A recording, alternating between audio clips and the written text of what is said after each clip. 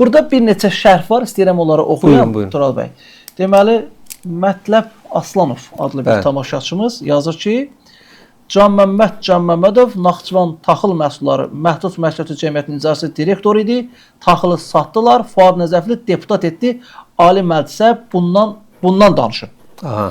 Can Məmmədov Naxçıvan Taxıl Məhsulları MMC-nin icraçı direktoru idi. Taxılı satdılar. Bunun eyni fikri bir də yazıb.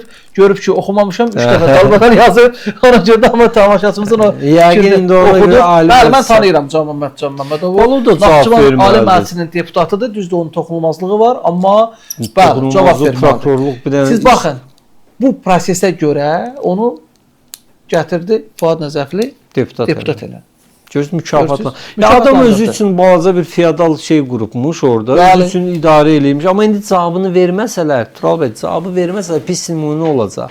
Yəni necə ki biz məsələn Vasif Talibova demirdik, bunu eləyib cəzası verilməli. İndi də deyirik məsəl üçün. Elə də buna aidiyyatı var da. Bunun nəyə artıqdır? Vasif Talibovdan danışmışkən bu gün mətbuatda bir məlumat yayılıb ki, Vasif Talibovun yaxın adamına cinayət işi açıldı. Güya bu Şakir Tarverdiyev Vasif Talibovun yaxın adamıymış. Halbuki bu 2023-cü ildə Naxçıvana gəlib. Bunun əmisi vardı. Kamal deyə Kamaləddin nədir? Biz Kamoş deyirik Naxçıvanda. Onun deməli yanacaq doldurma məntəqəsi vardı. Başqa əmlakları, müəssisələri vardı. Sahibkarlıq subyektləri vardı. Vasif Talibov onların hamısını darmadağın elədi. Bunlara divan tutub əslində Vasif Talibov. Yəni bu Vasif Talibovun yaxın adamı ola bilməz. Biz iz itirirlər. Kimlərsə məqsədli şəkildə Fuad Nəzəflidən diqqəti yayındırmaq üçün bunu da yönləndirirlər Vasif Talibovun üstünə. Siz bilirsiniz ki, İctimai rəyi ilə formalaşdırmağa çalışır. Siz bilirsiniz, bütün tamaşaçılarımız da bilir, məni tanıyan hər kəs bilir ki, mənim Vasif Talibova qarşı xüsusi bir aqressiyam var. Çünki məni həbs eləyib, mənə fiziki və mənəvi işgəncə verib, günahsız yerə başıma oyun açıb. Yəni Vasif Talibovun bugün həbs olunmasında tərəfdarıyam. Onun oğlu Seymurun həbs olunmasında tərəfdarıyam. Rıza Talibovun həbs olunmasında tərəfdarıyam. Onlar Naxçıvanı darmadağın dağıdıblar. Bunu mən dəfələrlə demişəm bütün çıxışlarımda. Amma hər şey öz adı ilə çağırmaq lazımdır. Bu Vasif Talibovun zibili deyil axı. Bu Fuad Nəzəflinin zibilidir. Gəlin zibilinizi təmizləyin. Elə deyil Tural bəy. Bu nə deməkdir? Bu belə şey olur. En azından Vasif ehtiyat taxıl satmayıb da. Siz o necə olmasa insafı var imiş ki, bu ehtiyatdır.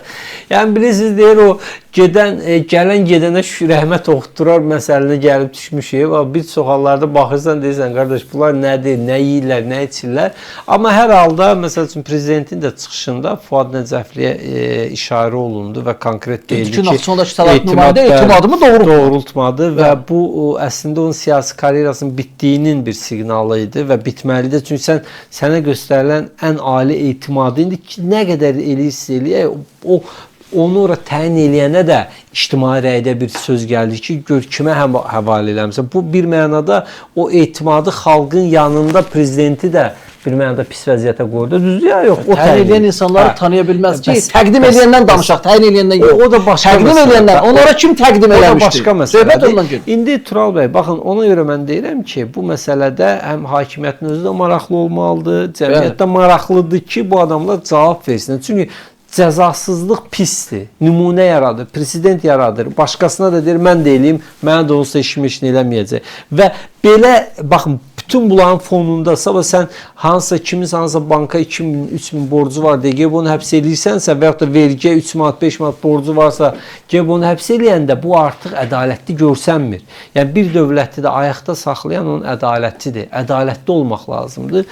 Ona görə bu adamlar da çıxsınlar qanun qarşısında cavab versinlər. Kimdən artıqdılar ki, heç kimdən.